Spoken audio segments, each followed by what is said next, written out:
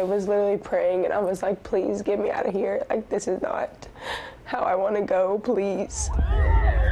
Amid terrifying accounts from those who were there, now Travis Scott and Drake, the two most prominent headliners from the Astroworld festival, are being sued.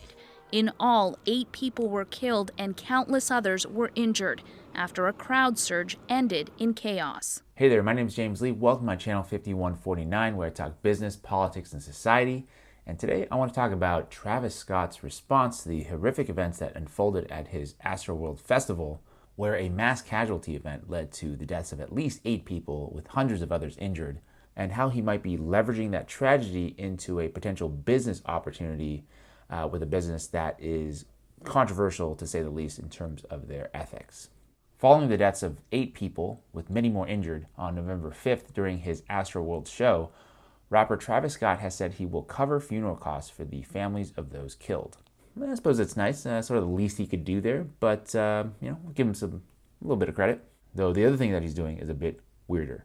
Scott, who is already facing 14 lawsuits related to Astroworld, is partnering with BetterHelp, a counseling app, to offer 1 free month of therapy to those affected by Friday's events. Okay, let's dissect this a little bit, because offering counseling or access to counseling isn't a bad thing at all, but let's be 100% real, this is a brand deal. Very similar to the one that Ariana Grande did with the company earlier this year.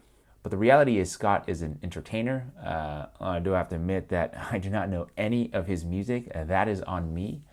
But I see Scott as someone whose job it is to entertain and then to leverage his likeness to make money. So I guess it's hard for me to criticize him on that front with any kind of moral argument. But in terms of this brand deal, one of the unfortunate parts of this promotion is that the point of such deals is that many users will forget they entered their credit card information when signing up for the promo, which, to be clear, in this case amounts to a grand total of 4 telehealth appointments to help them process a mass casualty event, and will auto-pay the monthly fee after the promo ends. I've actually worked as a customer service rep in a subscription-based company, and I can tell you firsthand this is absolutely a business strategy that these types of companies use all the time. I remember back in the days, I would just kind of go rogue, start refunding people before getting my hand slapped a few times. But like I said, Travis Scott, he's going to get his no matter what. But I do think it's really important to dive into this company that he's, quote, partnering with, BetterHelp, sometimes called the Uber of the mental health space. Its business model, ruthless exploitation of both therapists and patients. Strong accusations, and I think it's pretty accurate, because I don't know if I like the idea of, mushing together something like Uber with mental health. The idea that therapy should function as some kind of transaction that'll get you from point A to point B. It's just bizarre to me that that is a business proposition. The company describes itself as the largest online counseling platform worldwide, a service geared towards making professional counseling accessible, affordable, convenient. With healthcare in the United States so expensive and Byzantine, a lot of people can't afford mental health treatment. BetterHelp sees that niche and fills it. Like I said, the idea of making counseling more accessible sounds great, but as with so many other tech industry disruptors, it's unfortunately predicated on some form of exploitation. Taking a look at their website, it gives off kind of a circa 2008 Silicon Valley startup vibe. Zip-up hoodies, ping pong tables, craft beers, united by kind of an amorphous desire to, quote, change the world. Reality, a little different. For starters, there is the quality of care offered on BetterHelp, which connects users with therapists who can help via text, phone call, or video chat. Examples of poor care on the app abound, with therapists unresponsive or even bot-like in their messages. In the wake of Scott's announcement, one former BetterHelp user posted a screenshot of a text she sent a therapist about feeling suicidal. The therapist texted back, "Oh, dang, that's rough," but it's really not at all surprising to me, because what these type of companies do, these types of tech companies, is seek to commodify everything. They're taking the Uber approach, assigning a monetary value to, say, distance and time, and they're trying to do that same thing to something as intimate and as raw as mental health counseling. BetterHelp, for example, only pays therapists for messages that are limited to less than twice the word count of the message written by their client. As one exasperated therapist wrote, "If a client says, 'I feel like giving up,' I have 10 words with which to respond to that, or I would be out of compliance and I will not be paid for my work. Isn't that insane? Can you imagine that as a therapist, not being able to help your patient or vice versa, needing that help and getting that kind of reply? I get the point of a business, but I don't really think we can or should be thinking of everything in terms of dollars and cents. Speaking of which, the app pays therapists $20 to $30 an hour, well below wages of traditional therapy, just as micro-work websites break down professionalized skills like translation into tiny, discrete tasks and enlist workers paid below minimum wage to complete those tasks. So does BetterHelp undermine existing standards in therapy.